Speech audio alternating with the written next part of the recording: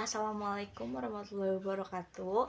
Pada kesempatan kali ini, kami akan mempresentasikan mengenai chapter 3 dari akuntansi keuangan lanjutan 1, yaitu mengenai An Introduction of Consolidated Financial Statement, yang dimana akan dibawakan oleh saya sendiri, Nadia Wulandari, dengan NIM 211.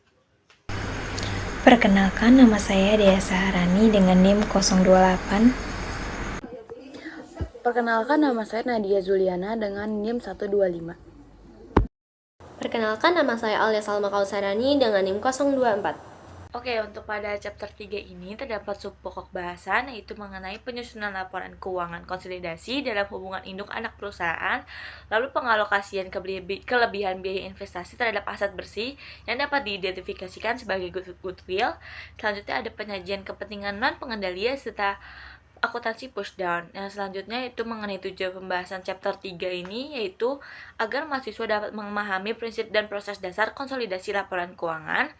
Selanjutnya adalah agar mahasiswa memahami cara mengalokasikan selisih nilai investasi dalam akuisisi dan membuat mahasiswa lebih memahami mengenai penyajian lanjutan pasca akuisisi dan penerapan metode pushdown.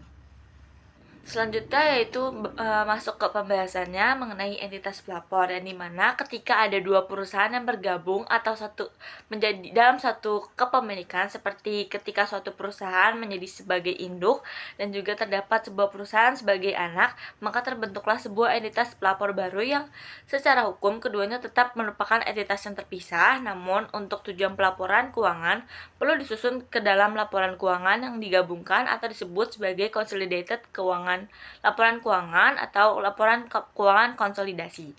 Yang dimana untuk tujuan laporan konsolidasi ini untuk memberikan gambaran yang utuh dan transparan mengenai posisi keuangan perusahaan induk maupun anak, ataupun bagaimana hasil operasi seluruh kelompok usaha yang dikendalikan oleh perusahaan induk. Yang dimana dengan kata lain, dengan adanya consolidated statement ini, semua kegiatan keuangan perusahaan induk dan anak perusahaan seolah-olah mereka adalah sebuah satu entitas yang sama atau suatu entitas ekonomi yang tunggal. Yang dimana sebagai contoh seperti PT induk membeli PT anak, walaupun keduanya tetap memiliki laporan keuangan masing-masing, namun laporan konsolidasi akan dibuat sebagai penggabungan semua aset, liabilitas dan juga pendapatan keduanya menjadi dalam satu kesatuan laporan keuangan. Selanjutnya itu hubungan induk dan anak perusahaan, yang dimana hubungan induk dan anak perusahaan terjadi ketika perusahaan induk memiliki lebih dari 50% saham dan hak suara di perusahaan lain. Artinya, induk memiliki kendali terhadap anak. Dari ini memungkinkan induk menentukan kebijakan operasional dan juga keuangan anak perusahaan, yang seperti masuk dalam penunjukan direksi dan juga keputusan kepentingan lainnya. Walaupun secara administratif dan hukum masing-masing entitas tetap menjalankan catatan keuangan terpisah, namun dengan adanya laporan konsolidasi disusun untuk menunjukkan keseluruhan sumber daya dan juga kewajiban sebagai satu entitas kesatuan ekonomi. Berikut merupakan contoh ilustrasi mengenai hubungan induk dan juga perusahaan anak, yang dimana di sini ada Percy Company as parent company, yang dimana memiliki 90% ownership pada Sandel Corporation sebagai subsidiary, dan juga memiliki 80% atau 80% ownership pada Salt Corporation sebagai subsidiary dari Percy Company atau sebagai parent company. Selanjutnya itu mengenai kebijakan konsolidasi, yang dimana untuk pada laporan keuangan konsolidasi memberikan informasi yang tidak termasuk dalam laporan terpisah dari induk perusahaan, yang biasanya diperlukan untuk penyajian yang wajar atas posisi keuangan dari hasil operasi perusahaan yang terafiliasi. Kondisi umum untuk konsolidasi adalah perusahaan yang mengakuisisi memiliki kepemilikan lebih dari 50% saham berhak suara dari perusahaan lain sebagai subsidiarinya. Kebijakan konsolidasi berdasarkan GAAP saat ini atau ASC 810/1065, anak perusahaan dapat dikecualikan dari konsolidasi dalam beberapa situasi. Berikut merupakan beberapa situasi sebagai pengecualian konsolidasi anak perusahaan, yang dimana hal tersebut terjadi ketika pengendali tidak berada di tangan pemilik mayoritas. Selanjutnya juga adanya pembentukan usaha patungan, ada juga akuisisi aset atau kelompok aset yang bukan merupakan bisnis.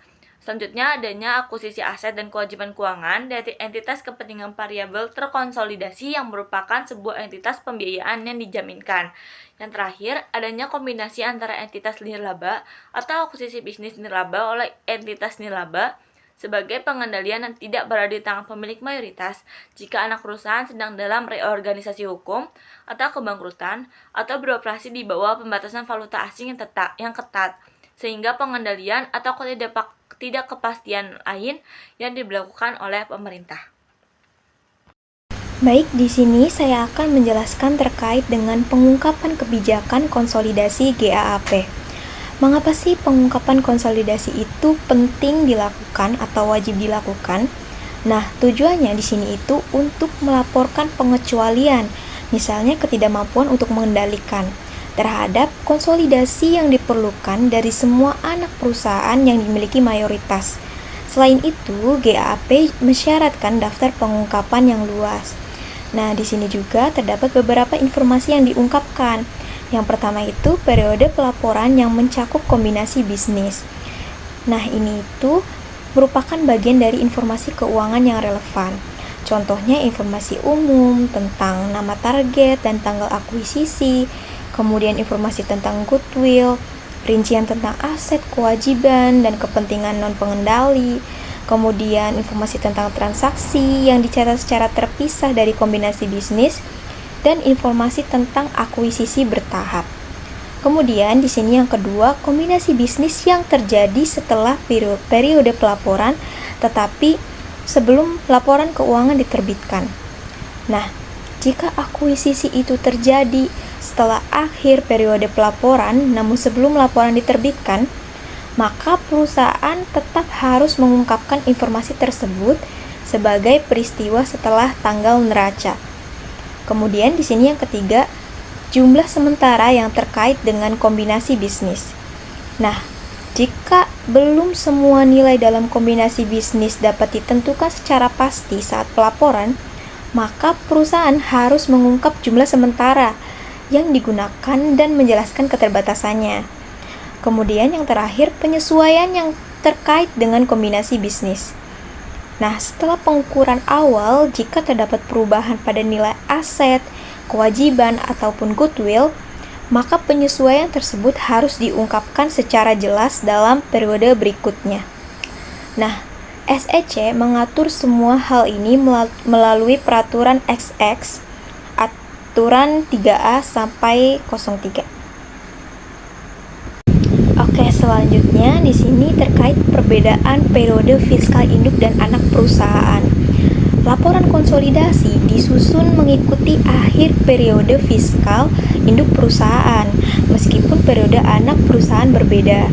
Jika perbedaan tidak lebih dari 3 bulan, laporan anak bisa tetap digunakan dengan pengungkapan dampak peristiwa material yang terjadi di antara kedua tanggal laporan. Sebaliknya, jika perbedaan lebih dari 3 bulan atau berdampak signifikan, penyesuaian diperlukan agar laporan selaras dengan periode fiskal induk. Nah, untuk lebih paham dan lebih jelas lagi, saya gambarkan melalui ilustrasi berikut ini. Misalnya, PT Induk Sejahtera itu memiliki periode fiskal yang berakhir di 31 Desember 2024. Sementara anak perusahaannya, misalnya PT Anak Makmur, itu memiliki periode fiskal yang berakhir pada 30 September 2024.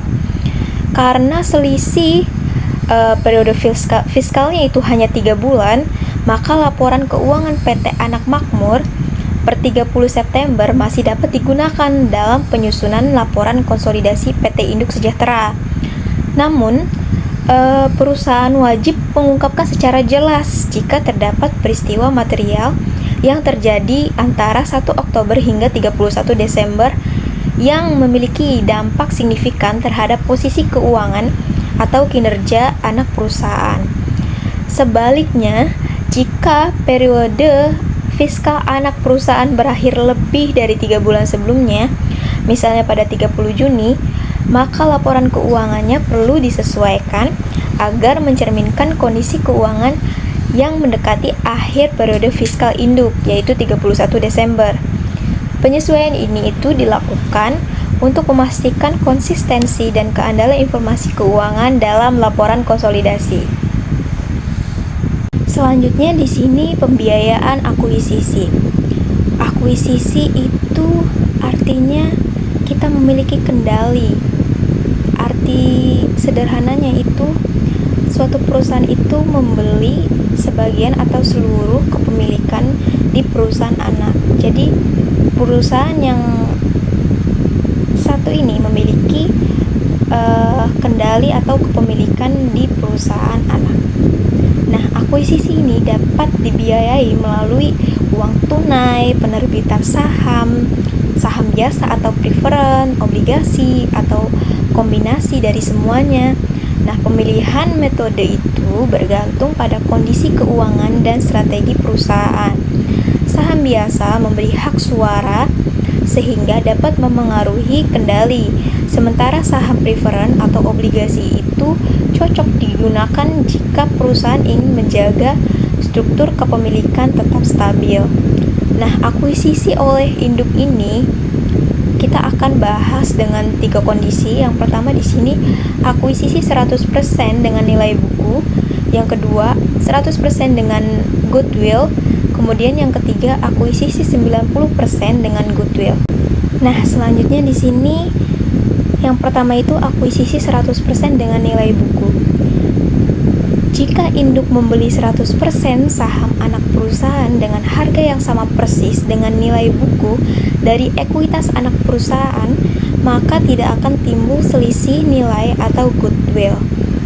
Nah, dalam proses konsolidasi laporan keuangan, akun investasi pada anak di pembukuan induk dan akun ekuitas anak di pembukuan anak akan dieliminasi karena merupakan akun timbal balik atau resiprokal yang saling menghapus. Nah, hasil konsolidasi hanya menampilkan aset dan liabilitas nyata dari kedua entitas tanpa menyertakan kembali akun investasi maupun ekuitas anak. Misalnya nih, akun kas dari induk dan anak itu dijumlahkan. Begitu pula dengan utang dan aset lainnya. Sementara itu, hanya modal, saham atau saldo laba dari induk yang dicantumkan dalam laporan konsolidasi. Bisa dilihat di dalam tabel ini. Bagian ekuitas ini hanya ekuitas induk yang dilampirkan dalam konsolidasi.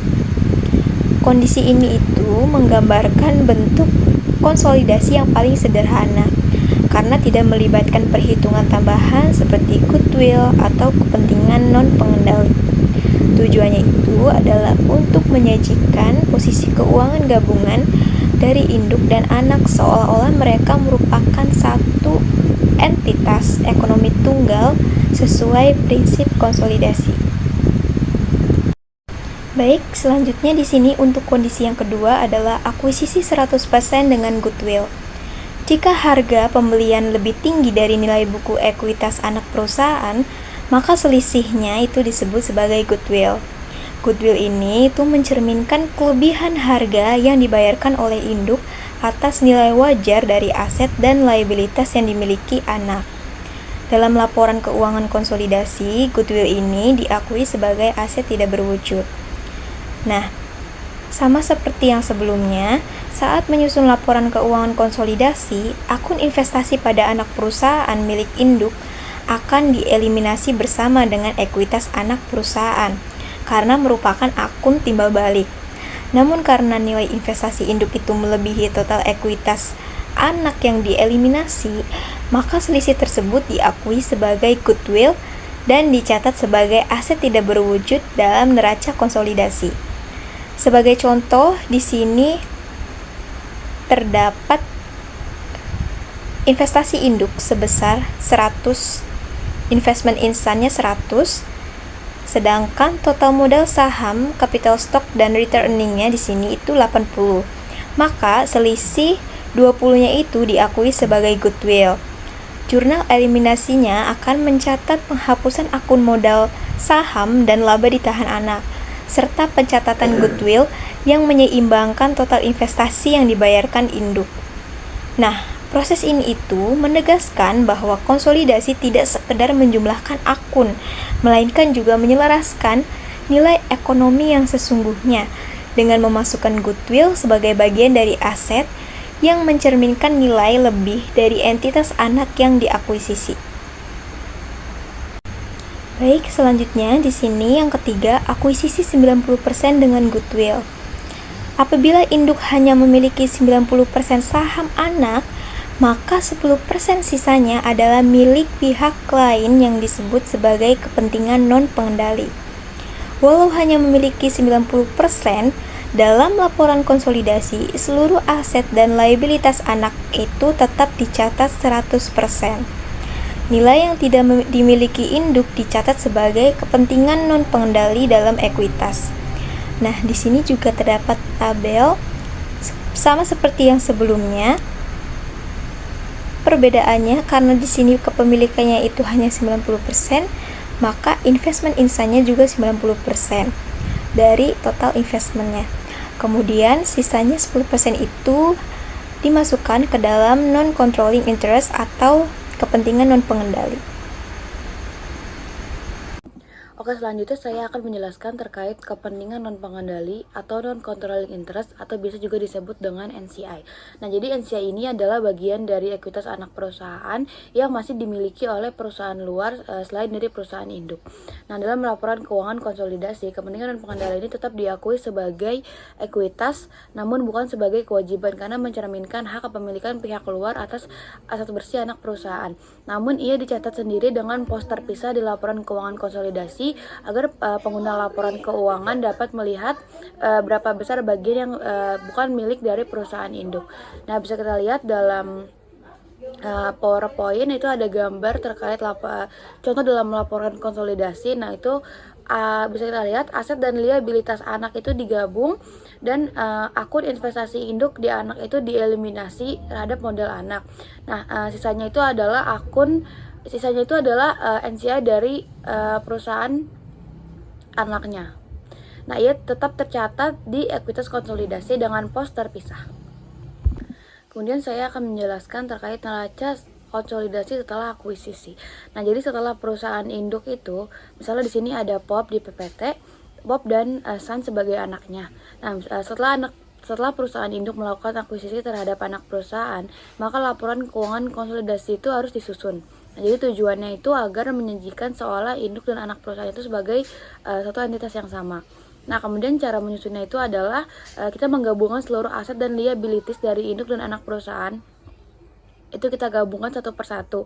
Contohnya di sini adalah kas dari POP itu ada 54,8 dan kas desain itu adalah 30. Nah, jadi totalnya itu adalah 84,8. Nah, kemudian kita bisa mengeliminasi akun-akun yang saling berkaitan. Yang pertama itu adalah akun investasi induk di anak. Contoh, investment insan itu ada 90% sebesar 108. Akan dieliminasi terhadap ekuitas anak. Nah, kemudian begitu pula akun ekuitas anak perusahaan seperti capital stock dan retained earning. Nah, ini harus dieliminasi karena induk perusahaan itu sudah mengakuisisi kepemilikan tersebut. Nah, terkait dengan transaksi dan saldo utang piutang antara perusahaan juga harus dieliminasi agar tidak tercatat ganda. Nah, kita lihat di PPT ini setelah dieliminasi dan digabungkan, maka total aset dan ekuitas itu masing-masing 37,8 dan 160 untuk POP dan SAN. Kemudian saya akan menjelaskan terkait alokasi selisih ke aset dan goodwill. Nah, jadi jika nilai wajar anak perusahaan itu berbeda dengan nilai bukunya, maka selisih tersebut itu harus dialokasikan. Pertama-tama, alokasikan ke aset dan liabilitas anak yang nilai wajarnya itu lebih tinggi atau lebih rendah dibandingkan nilai bukunya. Nah, kemudian jika masih ada sisa, maka sisa tersebut itu akan dialokasikan ke goodwill. Ini penting agar laporan konsolidasi itu mencerminkan nilai yang sewajarnya dari aset dan kewajiban yang telah diambil alih. Sekarang kita masuk ke laporan laba rugi konsolidasi. Dalam laporan laba rugi konsolidasi, ini menyajikan pendapatan dan beban dari seluruh entitas di dalam grup. Jadi pendapatan dari investasi anak yang biasa muncul di laporan induk ini akan dihilangkan karena sudah tergantikan dengan penyajian pendapatan dan beban anak secara menyeluruh. Nah, selain itu laba bersih ini nanti akan dibagi dua, yaitu bagian dari induk dan bagian dari kepentingan dan pengendali atau NCI. Selanjutnya di sini ada materi tentang pushdown accounting. Pushdown accounting adalah metode di mana anak perusahaan langsung mencatat aset dan liabilities-nya berdasarkan nilai yang dibayar oleh perusahaan induk. Artinya, anak perusahaan akan langsung mencerminkan harga beli dan goodwill dalam catatannya sendiri, bukan hanya dalam laporan konsolidasi. Ini dilakukan agar laporan anak juga relevan dan mencerminkan realitas ekonomi baru setelah akuisisi. Jadi secara singkatnya adalah pushdown accounting, anak langsung mencatat nilai aset dan kewajiban berdasarkan nilai wajar saat akuisisi, termasuk mencatat goodwill-nya. Artinya pembukuan anak jadi mencerminkan realitas baru setelah dibeli. Manfaatnya itu laporan keuangan anak mencerminkan nilai baru pasca akuisisi dan juga menyederhanakan proses konsolidasi di tahun-tahun berikutnya. Sebagai contoh, saat Pop Corporation membeli seluruh saham Sun Company seharga $375.000, nilai wajar aset bersih Sun tercatat sebesar $340.000. Selisih sebesar $35.000 diakui sebagai goodwill. Dalam pembukuan Sun, aset seperti persediaan, tanah, dan peralatan dicatat ulang sesuai nilai wajar yang baru. Goodwill pun dicatat sebagai aset tak berwujud. Sementara itu, akun retained earning akan dihapuskan karena dianggap tidak lagi relevan setelah akuisisi dan diganti dengan akun baru bernama pushdown capital yang mencerminkan kontribusi pemilik baru atau induk perusahaan atas aset bersih Sun setelah akuisisi. Slide berikutnya membahas tentang worksheet konsolidasi. Untuk menyusun laporan konsolidasi, biasanya digunakan worksheet ataupun kertas kerja yang terdiri dari kolom untuk neraca saldo masing-masing entitas, penyesuaian dan eliminasi, serta hasil dari konsolidasi. Worksheet ini penting untuk membantu akuntan melihat dampak dari setiap langkah penyesuaian dan memastikan tidak adanya informasi ganda ataupun yang terlewat. Sebagai contoh, misalnya jika induk mencatat investasi pada anak sebesar $4.590 dan anak mencatat modal sebesar $3.000 serta laba ditahan sebesar $1.000, maka semuanya dieliminasi. Goodwill sebesar $1.000 dicatat sebagai penyesuaian dan kepentingan non pengendali sebesar $510 juga diakui oleh perusahaan. Di slide yang sama ini juga kita membahas terkait laporan konsolidasi setelah periode akuisisi. Laporan konsolidasi tidak berhenti di tahun akuisisi saja. Di akhir setiap periode pelaporan berikutnya, laporan ini tetap harus diperbarui untuk mencerminkan transaksi baru yang terjadi selama tahun berjalan. Hal ini termasuk penambahan laba bersih, pembagian dividen, amortisasi atas aset yang dinilai ulang, hingga penyesuaian saldo piutang dan utang antar entitas. Sebagai contoh, jika anak perusahaan mencetak laba dan membagikan dividen selama setahun, maka induk perlu menyesuaikan akunnya berdasarkan metode ekuitas, dan seluruh eliminasi internal harus tetap dilakukan untuk menjaga keakuratan laporan konsolidasi. Tujuan dari laporan konsolidasi berkala ini adalah agar laporan tetap relevan dan mencerminkan kondisi grup secara menyeluruh di akhir periode berjalan. Slide selanjutnya membahas terkait menetapkan kelebihan untuk aset dan goodwill. Saat harga beli induk terhadap anak perusahaan lebih tinggi dari nilai bukunya, selisih ini tidak selalunya menjadi nilai goodwill. Langkah pertama adalah mengidentifikasi aset-aset anak yang memiliki nilai wajar lebih tinggi dari nilai bukunya, lalu mengalokasikan selisih ke aset-aset tersebut. Jika masih ada kelebihan yang tidak dapat dialokasikan, barulah sisanya dicatat sebagai goodwill. Jadi, secara ringkasnya adalah ketika harga beli lebih tinggi dari nilai buku aset bersih anak, selisihnya harus dianalisis terlebih dahulu. Jika bisa dialokasikan ke aset tertentu seperti tanah atau peralatan, maka dicatat sesuai alokasinya. Sisanya baru dicatat sebagai goodwill. Nah, sebagai contoh, jika induk membayar lebih tinggi dan nilai lebih tersebut bisa dijelaskan karena tanah anak bernilai lebih tinggi dari pembukuannya, maka selisih itu harus dicatat sebagai penyesuaian nilai tanah. Jika setelah semua alokasi masih ada sisa, barulah itu disebut goodwill. Tujuannya adalah agar tidak semua kelebihan dianggap goodwill, sehingga laporan keuangan mencerminkan nilai ekonomi secara lebih akurat. Pada slide yang sama juga membahas terkait kertas kerja konsolidasi setelah 1 tahun. Setahun setelah akuisisi, kertas kerja konsolidasi harus kembali disusun dengan mempertimbangkan perubahan yang terjadi.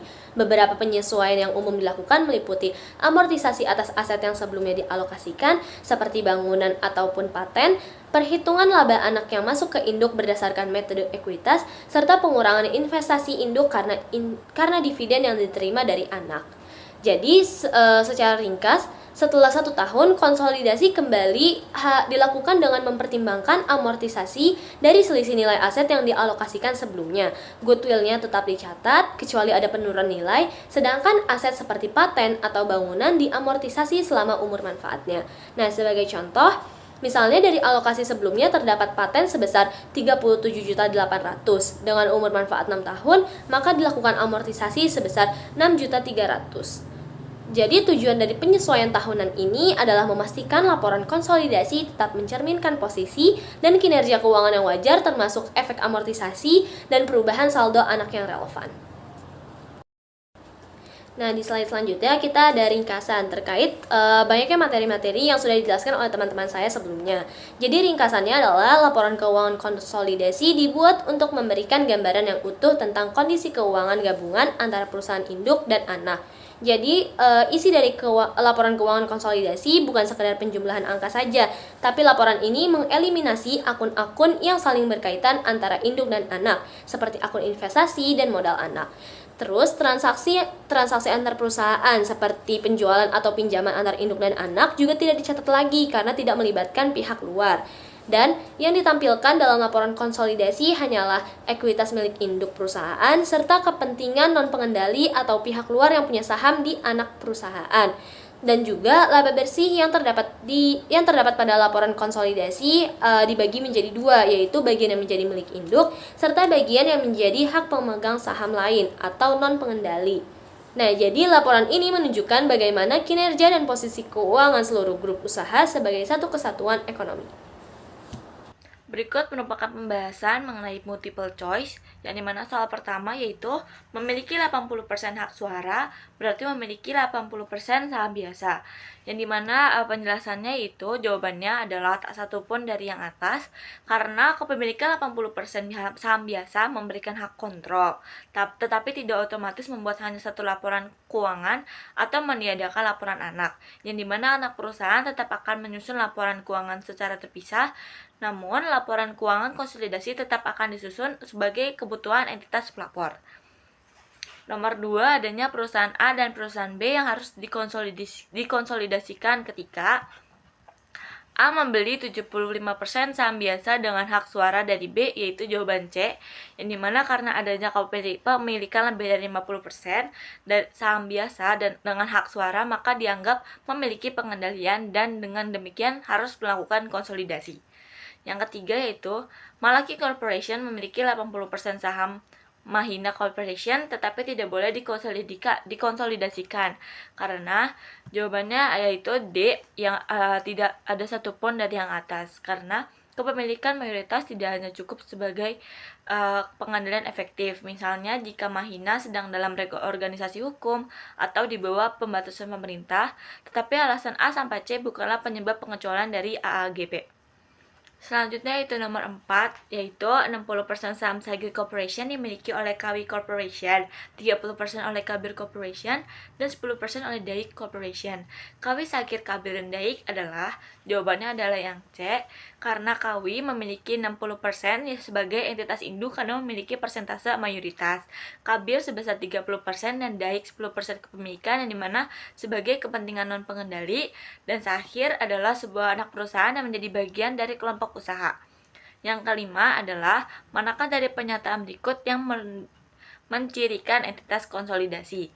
Jawabannya adalah C, tidak ada, karena entitas konsolidasi bukanlah sebuah entitas hukum yang nyata, melainkan sebuah entitas secara akuntansi yang dimana tidak memiliki dewan sendiri atau kantor pusat tersendiri.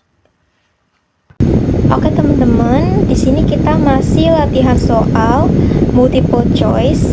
Yang kedua, untuk soal yang pertama, berdasarkan GAAP, perusahaan induk harus mengeluarkan anak perusahaan dari konsolidasi jika mengukur pendapatan dari entitas anak dengan metode ekuitas. Yang B, anak perusahaan berada dalam industri yang diatur. Yang C, entitas anak adalah entitas asing yang pembukuannya dicatat dalam mata uang asing. Kemudian yang D, entitas induk tidak memiliki pengendalian atas entitas anak. Nah, jawaban untuk nomor 1 ini adalah yang D. Induk tidak memiliki kendali atas anak perusahaan.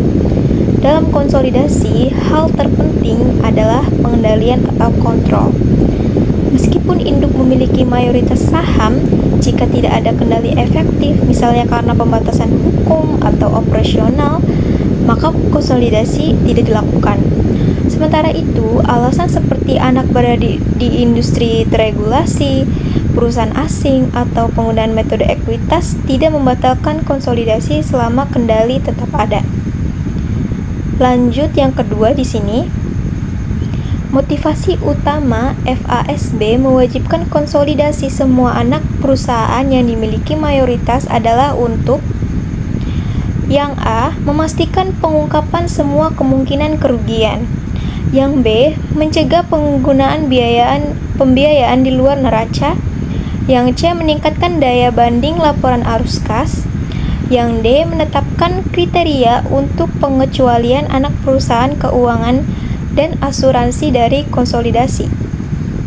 Untuk jawaban yang soal 2 ini adalah mencegah pembiayaan di luar neraca atau off balance sheet financing.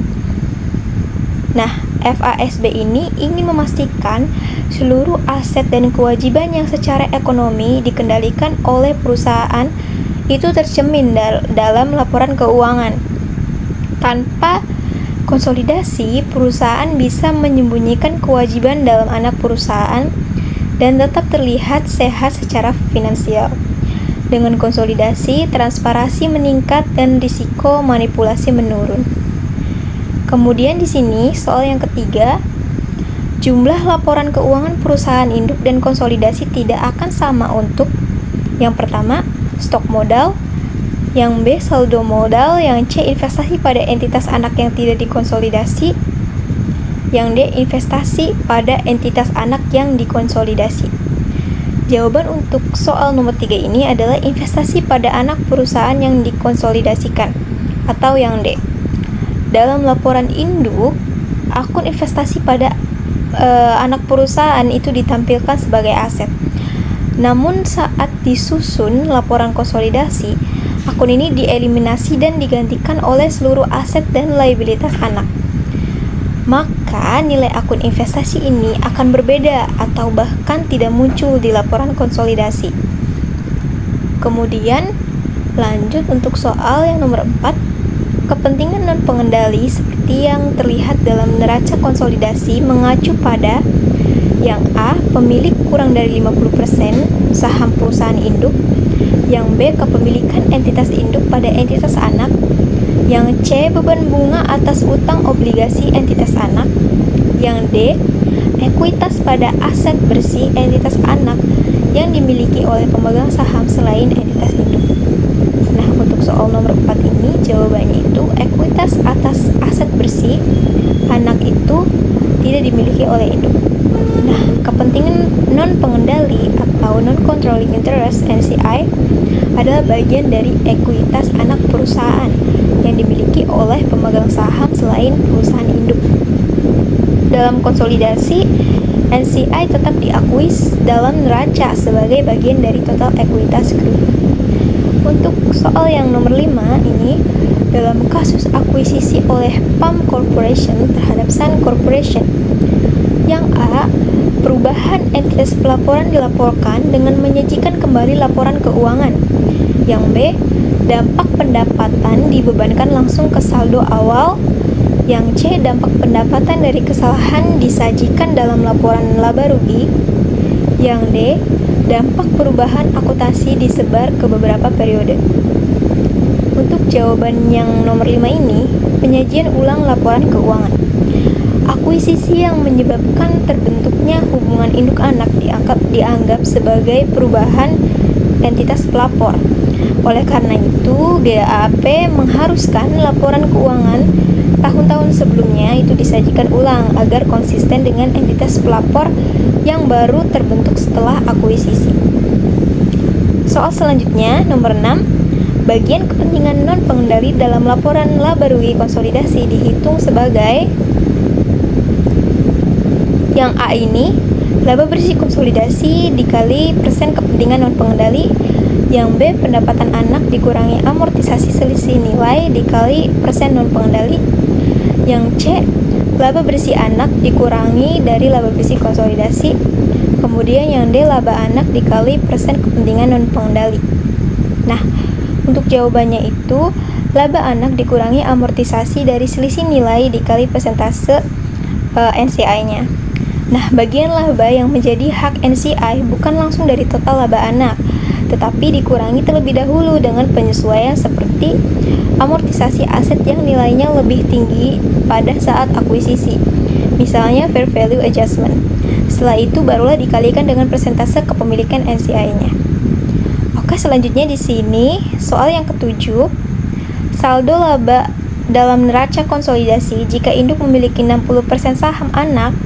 Yang A, 100% laba anak plus laba induk. Yang B, 60% laba anak plus laba induk. Yang C, hanya laba induk. Dan yang D, saldo laba yang dikumpulkan. Untuk jawaban yang soal yang terakhir ini, itu hanya saldo laba milik induk.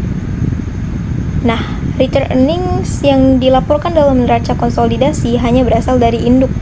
Laba anak perusahaan akan memengaruhi laporan laba rugi konsolidasi, tetapi tidak dimasukkan ke saldo laba konsolidasi karena bagian anak, baik milik induk maupun NCI, tercermin secara terpisah. Untuk penjelasan dari soal multiple choice ini sudah selesai, dan selanjutnya kita akan latihan soal esai. Selanjutnya, slide ini berisikan pertanyaan esai dari materi yang sudah dijelaskan sebelumnya. Yang pertama, kapan sebuah perusahaan menjadi anak perusahaan dari perusahaan lain? Yang kedua, perusahaan induk dan anak perusahaannya adalah badan hukum yang terpisah. Oleh karena itu, mereka memiliki catatan akuntansi yang terpisah. Jelaskan mengapa kedua perusahaan tersebut perlu dikonsolidasikan. Pertanyaan yang ketiga, jelaskan keadaan di mana akun-akun entitas anak tidak akan dimasukkan dalam laporan keuangan konsolidasian. Yang keempat, mengapa semua entry eliminasi konsolidasi tidak dicatat dalam buku besar? Dan pertanyaan yang terakhir adalah, jelaskan bagaimana jumlah kepentingan non-pengendali pada akhir periode akuntansi ditentukan. Next slide. Slide ini menjawab pertanyaan dari slide sebelumnya. Yang pertama, perusahaan disebut anak perusahaan kalau perusahaan induk punya kendali atas perusahaan tersebut. Biasanya terjadi kalau induk punya lebih dari 50% saham dengan hak suara. Tapi bisa juga karena perjanjian atau pengaruh lain yang membuat induk bisa atur keputusan penting di perusahaan anak. Menjawab pertanyaan nomor 2, mengapa kedua perusahaan tersebut perlu dikonsolidasikan? Karena secara ekonomi, induk dan anak itu merupakan satu kesatuan. Jadi laporan keuangannya juga harus digabung agar terlihat kinerja dan kondisi grup secara menyeluruh. Karena kalau tidak digabung, bisa membuat pihak lain salah paham soal kondisi keuangan perusahaan sebenarnya.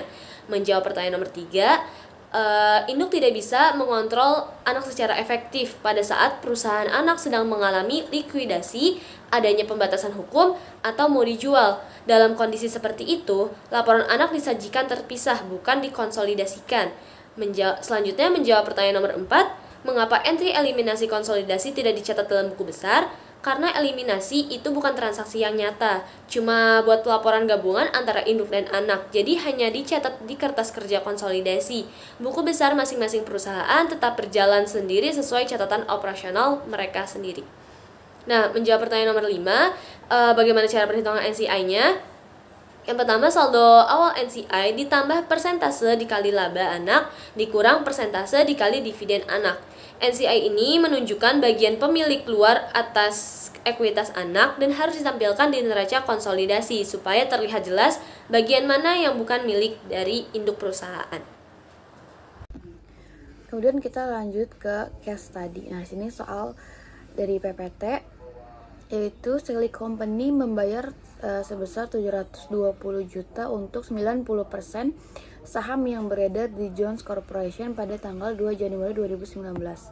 Ketika ekuitas Jones Corporation terdiri dari modal saham sebesar 560 juta dan laba ditahan sebesar 198 juta, kelebihan nilai wajar di atas nilai buku Jones Corporation dialokasikan ke paten yang diperkirakan akan memberikan masa manfaat selama 6 tahun. Kemudian laba bersih dan dividen Jones Corporation pada tahun 2018 masing-masing adalah sebesar 330 juta dan 140 juta.